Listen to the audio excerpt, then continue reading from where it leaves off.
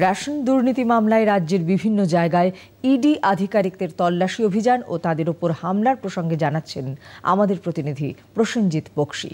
সন্দেশখালীতে তৃণমূল কংগ্রেস নেতা শেখ শাহজাহানের বাড়িতে তল্লাশি চালাতে গিয়ে আক্রান্ত এনফোর্সমেন্ট ডাইরেক্টরেট, কেন্দ্রীয় সশস্ত্র বাহিনী এবং সাংবাদিকরা। তৃণমূল কংগ্রেসের পক্ষ থেকে বলার চেষ্টা করা হচ্ছে যে এটা জনরোষ, তৃণমূল কংগ্রেস নেতাদের অবাঞ্ছিতভাবে বিরক্ত করার কারণে এটা জনরোষ।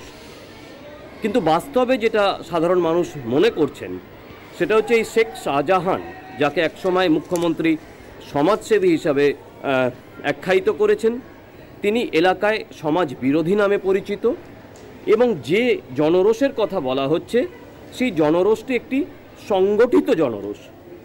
জনরোষ স্বতঃস্ফূর্ত হয় আর সংগঠিত হয়। সংগঠিত জনরোষ তখনই হয় যখন তার পিছনে কোনো সমাজবিরোধীর বা কোনো রকম রাজনৈতিক দলের উদ্দেশ্য প্রণোদিত মদত থাকে।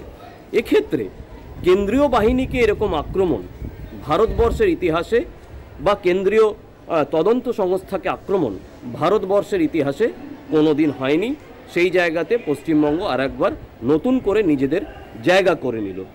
মনে করা হচ্ছে যে শুধুমাত্র রেশন দুর্নীতি সংক্রান্ত নয়, এটা ঘটনা যে এনফোর্সমেন্ট ডাইরেক্টরেট জেলে বন্দি মন্ত্রী জ্যোতিপ্রিয় মল্লিকের ঘনিষ্ঠ শেখ শাহজাহানের বাড়িতে তদন্ত বা তল্লাশি করতে গিয়েছিল, সেটা রেশন কেলেঙ্কারি সংক্রান্ত।